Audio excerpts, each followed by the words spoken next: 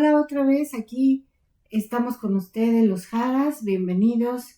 Padrísimo porque seguimos descubriendo y emocionándonos con la mente suprema, viendo cosas tan extraordinarias, de verdad, tan asombrosas, como piensa él, y eso nos hace, pues no sé, como respirar vida, como sentirnos de nuevo, no sé, como llenos de energía, padrísimo, ¿no? Porque el ver cómo piensa, el ver sus reacciones o cosas de su persona o de su ser, mejor dicho, pues es apasionante, ¿no?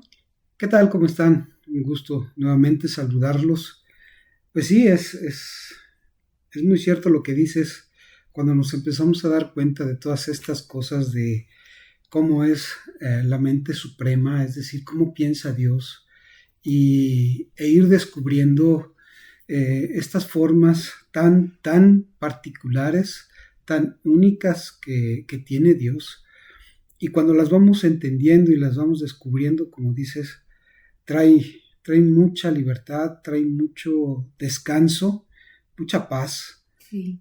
y podemos como pues vivir o desarrollar la vida, el día a día con una forma de pensar más alineada o más enfocada o más calibrada en las formas de pensar que tiene Dios, ¿no? Así es. Esto es increíble y bueno, hoy vamos a seguir descubriendo aspectos que están en la Biblia, que son pasajes que se encuentran aquí en la Biblia, pero que necesitamos un poquito desdoblarlos para poder ver qué pensaba Dios cuando sucedió ese incidente, esa situación, esa historia, qué estaba pensando Dios, y tenemos que ir pues jalando la hebra, ¿verdad? Por ahí entre líneas y obviamente apoyándonos en los originales sin querer interpretar nada, sin querer aumentar o quitar nada. Es, es, es padre hacerlo así porque entendemos un poquito mejor la perspectiva de Dios. Así es. Pues hoy vamos a analizar Uh-huh. un relato, específicamente un versículo, pero que sí necesitamos conocer porque la verdad es que nos da una perspectiva muy clara del rostro de Dios, es decir, de realmente qué hay en su mente, en esa mente suprema, ¿no? Hablando de que Dios no condena, de que Dios no juzga, etcétera, etcétera, porque lo hablamos, pero a veces nos encontramos con relatos que nos pueden parecer contrarios o contradictorios Uh-huh. a lo que vemos y entonces nos confunde, pero hoy vamos a ver con mucha claridad un relato muy conocido y un versículo muy con mucha controversia, pero hoy lo vamos a entender. Se trata del relato del diluvio. Estamos hablando de Génesis capítulo 6 y en la mayoría, yo creo, de las personas que nos escuchan conocen este relato, ¿no? Dios ve la tierra llena de maldad, así lo describe, y entonces él le habla a Noé, perdón, y le dice, prepara un arca porque voy a destruir todo y nada más va a preservarse la vida de ti, de tus hijos y de tu familia y de los animales que estén en el arca, ¿no? A grandes rasgos. Este relato obviamente que tiene sus aristas y necesitamos pues entenderlo y necesitamos ver qué quiso decir Dios, porque como bien dices, ¿verdad? Hay en las traducciones, en las diferentes versiones que hay, este relato tiene una distinción que muchas veces lo leemos y lo pasamos por alto y dejamos que eso siga ahí sin preguntar y sin introducirnos o sin profundizar, como decía, sin analizar qué pasó en este momento, ¿no? Uh-huh. Porque pues obviamente que Dios no es como dice la Biblia, no es hijo de hombre para que mienta ni para que se arrepienta. Y esta es la contradicción que vamos a tocar hoy, ¿verdad? Porque ahí hay una frase que siempre se queda ahí como, híjole, ¿cómo es Dios entonces, no? Ok, sí. Bueno, lo vamos a ver entonces. Entonces, estamos hablando de Génesis 6 y vamos a entrar de lleno al versículo 5 y 6. Esos dos versículos vamos a analizar. Ajá.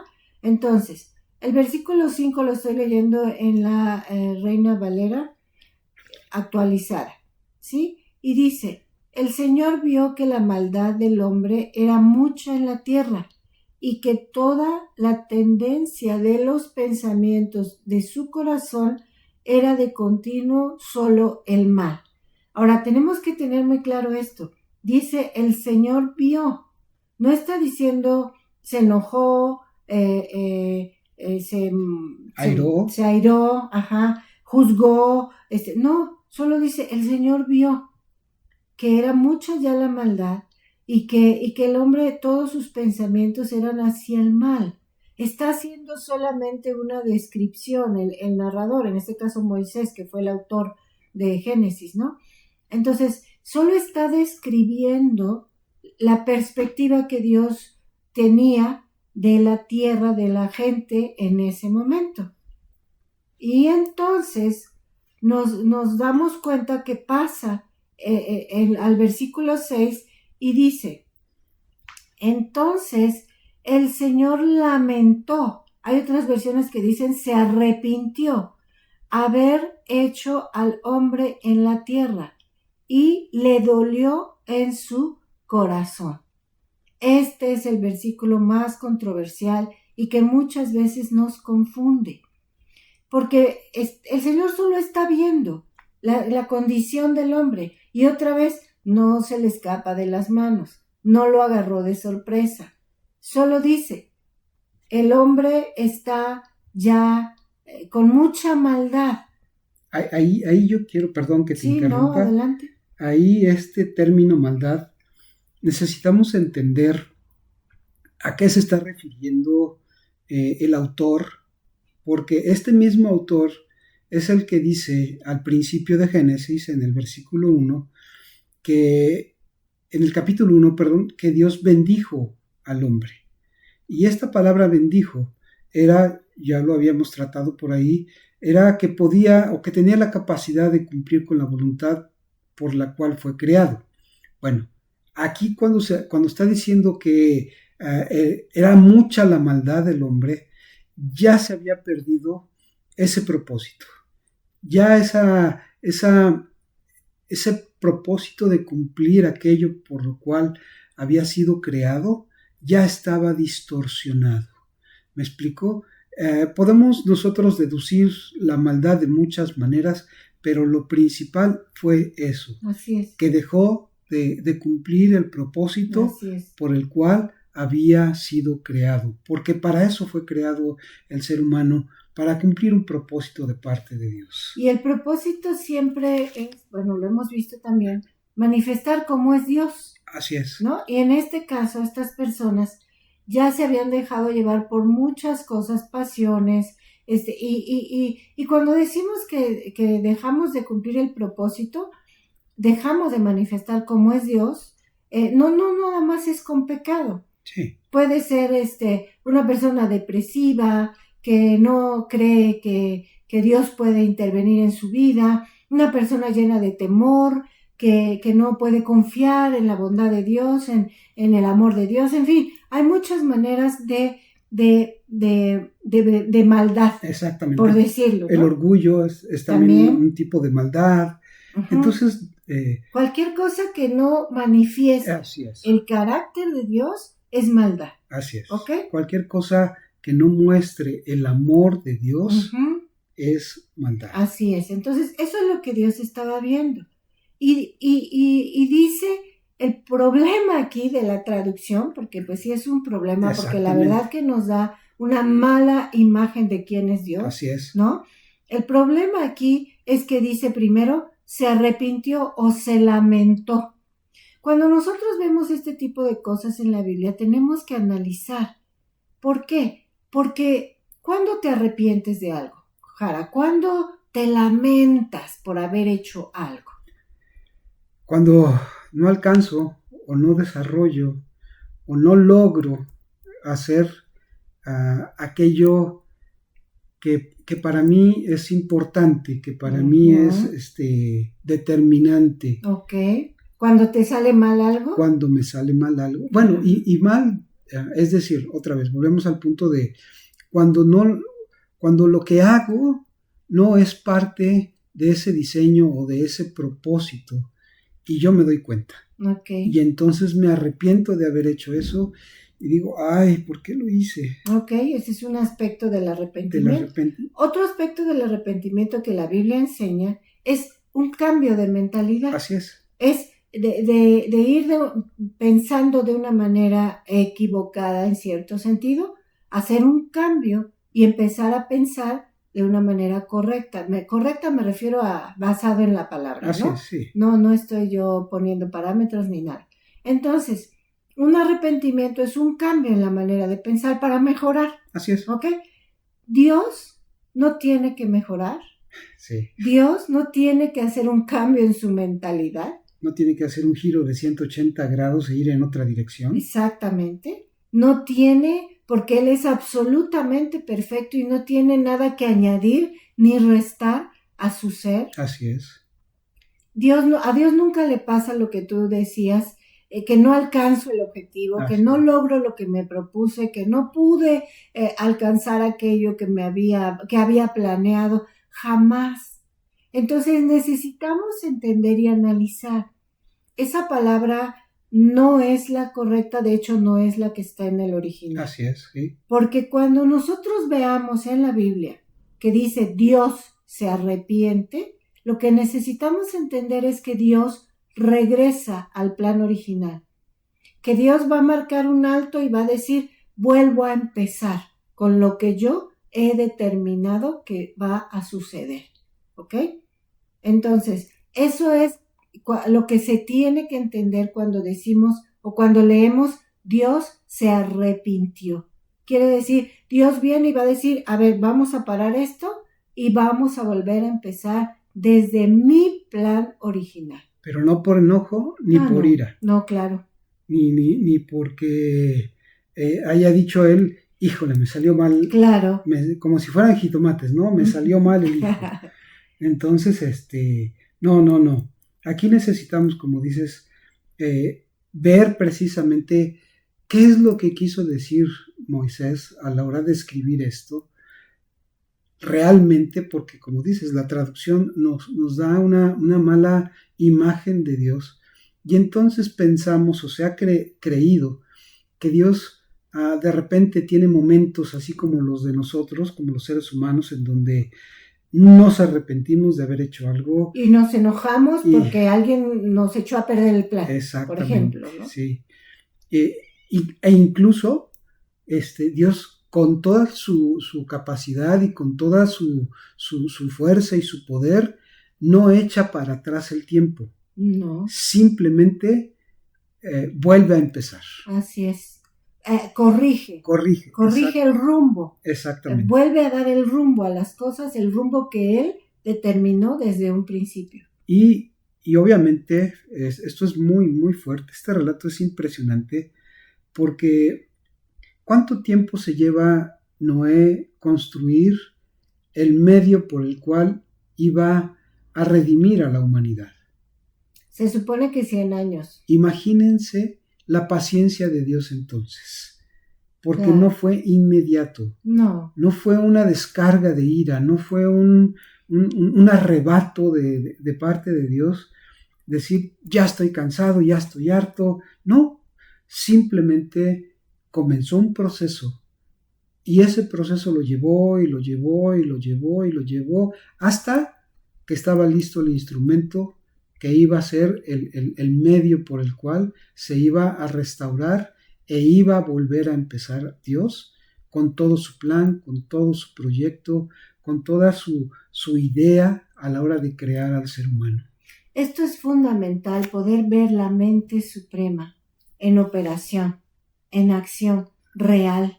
O sea, estas características, ¿no? O estos atributos, al verlo así, como tú dices, ¿no?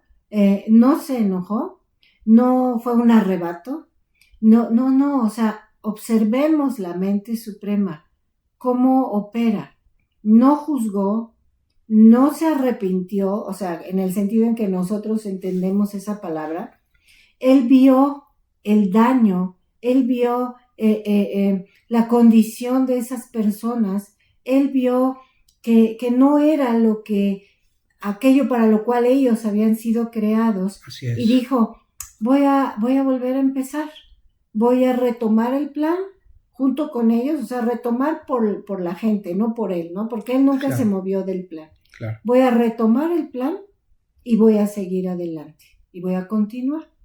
Y es muy fuerte porque todos estos detalles nos lo muestra el versículo o por lo menos otros detalles hay en el relato, ¿no? Entonces, porque dice pero que Noé halló gracia porque era justo. Es decir, Dios levantó digamos, un estandarte o cómo decir, una evidencia. Un referente de su justicia. Así es. Un referente de la vida íntegra que Dios había determinado que viviera el ser humano. Porque es Dios el que hace justo a Noé. Noé no se hace justo solito. Exactamente, ¿no? Sí, ¿no? Entonces, Dios pone a Noé como un referente y dice, a ver, voy a volver a empezar. Y ahorita vamos a seguir desarrollando esto. Y en la siguiente parte del versículo dice, lamentó haber hecho al hombre en la tierra y le dolió en su corazón. Otra vez. A ver, estas son palabras que a veces nos han llevado a pensar de una manera acerca de Dios un poquito extraña, un poquito rara, porque pensamos que Dios llora, pensamos que Dios sufre, que le dolió dolió en su corazón e inmediatamente nosotros lo referimos a cómo somos como seres humanos, ¿verdad? Que nos duele una decepción, nos duele un engaño, nos duele una falla de las personas hacia nosotros, y entonces entramos en un estado de sufrimiento.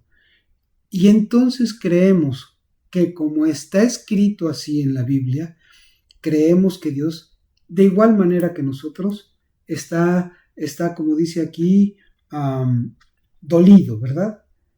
Y no es así. La mente suprema físicamente no tiene un corazón que le duela. Claro. ¿Me explicó? Porque es lo mismo. Exacto. ¿Por qué te duele algo? Porque tenías una expectativa de algo o de alguien y no salió, no la cumplió, no llegó a tu expectativa. No fue alcanzada. No fue alcanzada. Como dijiste ahorita, te decepcionó, ¿no? Pero Dios no se decepcionó del ser humano. Para nada. ¿Por qué? Porque Dios no tiene expectativas del ser humano. Dios no se pudo haber arrepentido de haber hecho al hombre. Al contrario, vamos a ver de verdad el original de este versículo y se van a quedar con el ojo cuadrado como yo me quedé cuando lo vi.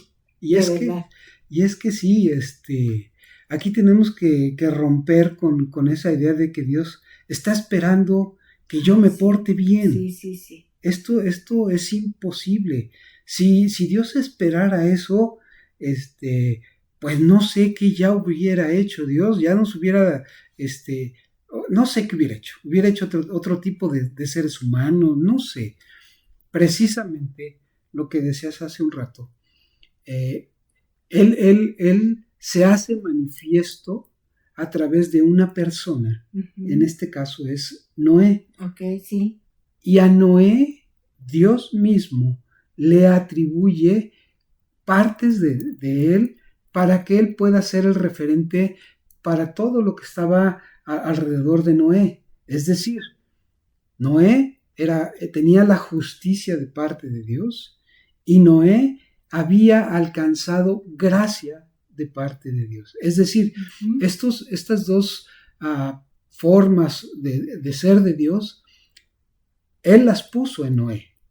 ¿Para qué? Para que pudiera haber una referencia de cómo es Dios y que no hubiera un relato o una historia en donde no se viera cómo es la mente suprema. Así es.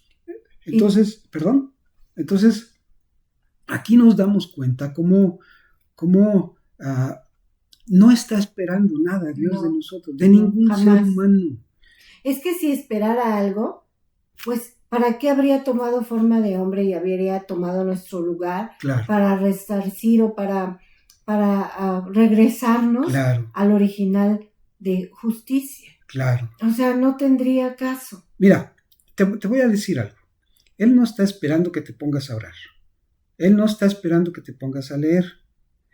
Lo necesitamos hacer nosotros, sí, pero no por expectativa de Dios. No, claro. Simplemente es porque, a ver, si ya Dios me atrajo hacia Él, si ya Dios trajo una conciencia a mi ser de Él, bueno, pues lo que corresponde a eso es, a ver, me voy a instruir cómo es, cómo piensa, y entonces entro en la parte de leer la Biblia, y entonces entro en la parte de tener un diálogo con Dios, pero no como requisitos que Él haya puesto para poder entonces alcanzar un estándar o una expectativa de Él.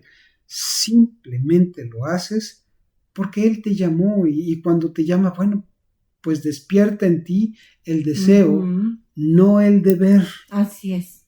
Y es que eso de que tú mencionas de leer y hablar con Él y todo eso, es como tu parte de la relación que Él viene a hacer contigo. Claro. O sea, Él viene, se revela a tu vida, tú despiertas a esa conciencia, como dices, y entonces te relacionas o respondes a esa relación de esa manera. Claro. ¿No? Porque lees para conocerlo más. Claro. Porque hablas con Él para comunicarte con Él. Entonces, es un efecto natural. Sí. ¿No? Sí. Pero no por expectativa. No, ni de ninguna manera. Entonces, si Dios no tiene expectativas, Dios no pudo haberse arrepentido de haber hecho al hombre. Ni haber tenido dolor. No, mucho menos. O sea, mucho menos. Eso sí yo lo quiero dejar muy claro. Dios no actúa por sentimientos, Dios actúa por principios. Así es. Y ya hemos aprendido sobre los principios Así de es. Dios. Entonces, vamos a quitar esa idea de que Dios se victimiza. Ay, es que me arrepiento porque mira nomás esto, yo los hice y ahora con lo que me sale. Exactamente. No, para nada. Por favor, no es eso lo que está diciendo la Biblia. Y es muy importante entenderlo.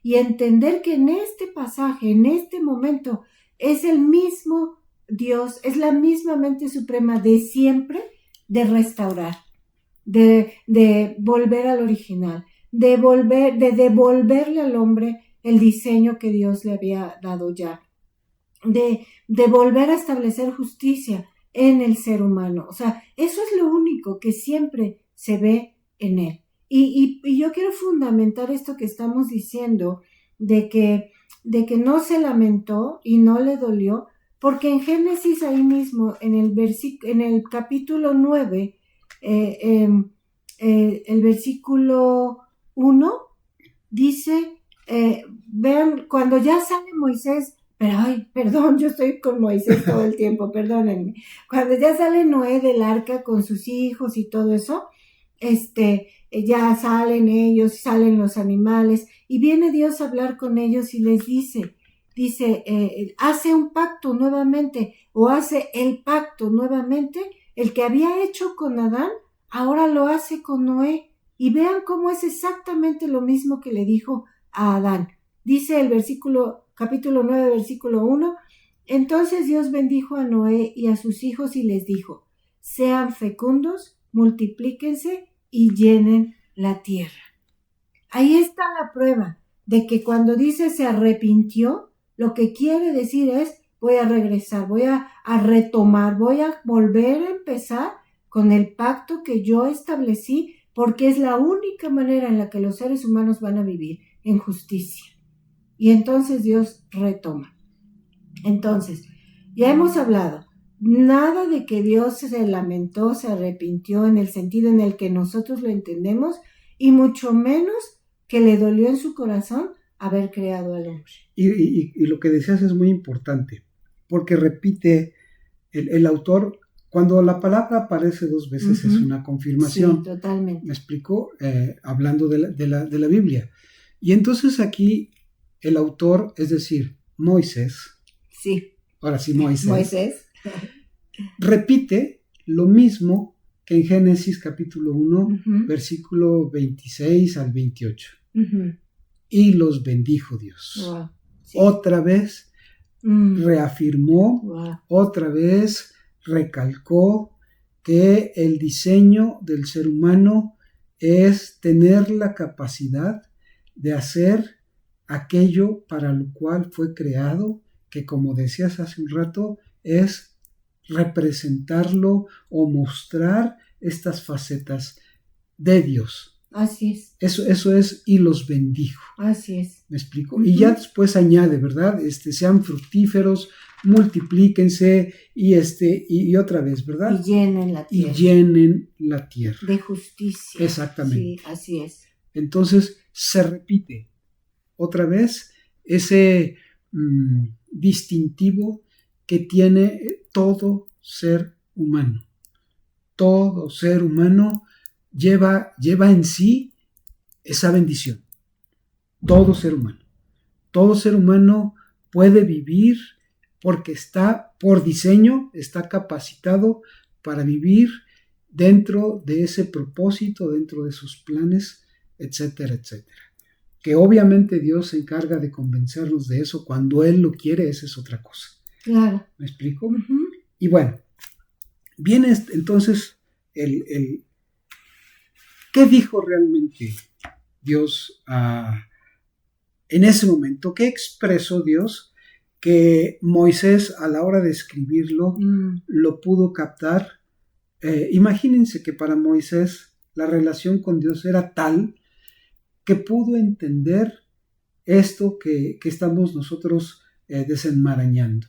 Moisés entendió lo que Dios estaba pensando en ese momento, que iba a volver a comenzar con toda la humanidad.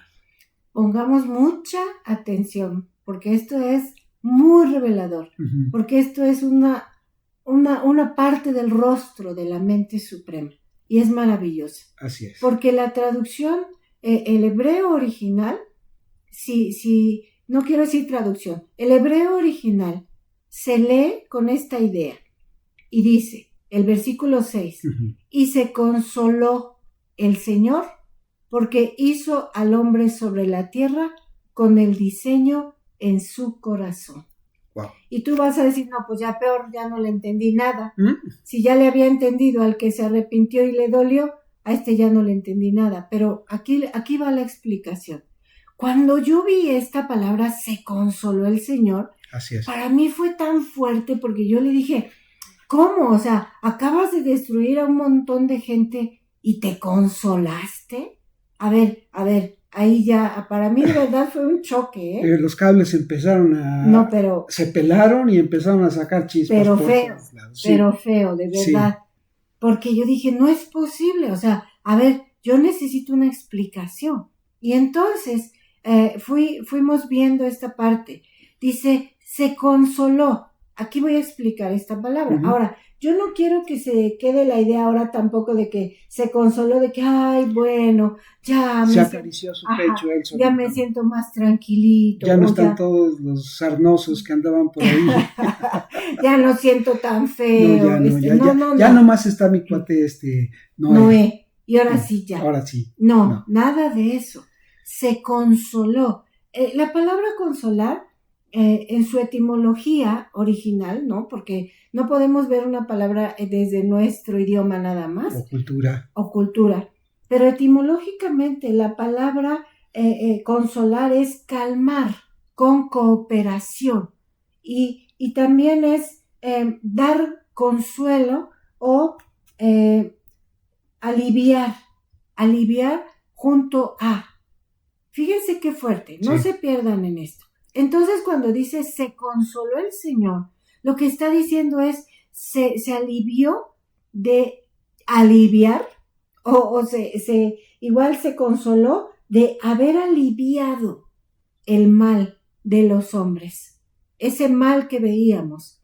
Él quiso unirse o cooperar con los hombres que estaban ya en una condición tan deplorable y les quiso dar alivio de esa maldad. Así es, sí. Eso quiere decir esta palabra, se consoló el Señor. Es decir, y el Señor vino a dar alivio a esa maldad de los hombres. Y dice, y es que Él se sintió bien porque hizo al hombre sobre la tierra con el diseño en su corazón.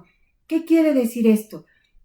Que Dios vino a aliviar al hombre porque Dios ha dado un diseño en el corazón nuestro de vivir en justicia. Justicia, yo me estoy refiriendo a la rectitud, al carácter de Dios, a lo que hemos dicho, a manifestar cómo es Dios. Nos hizo con el propósito de mostrar cómo es Dios, de